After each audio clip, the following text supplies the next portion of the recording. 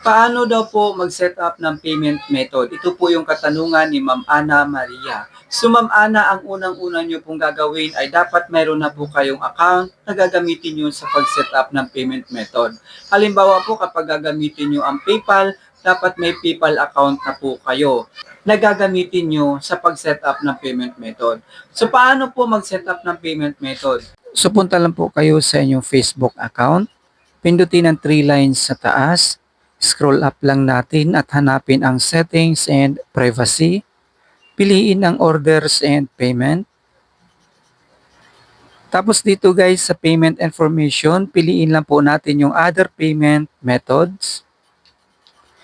Tapos add payment method. Dito guys automatic na lumalabas yung PayPal na pwede natin gamitin na maging payment method natin. So pindutin lang natin to. Dito guys, meron na kasi akong account sa PayPal. So ilalagin na lang natin to. Pero kapag wala ka pang account sa PayPal, pwede ka pong gumawa ng account. Piliin nyo lang po yung create an account. Tapos sundan nyo lang po yung steps kung paano po gumawa ng account sa PayPal.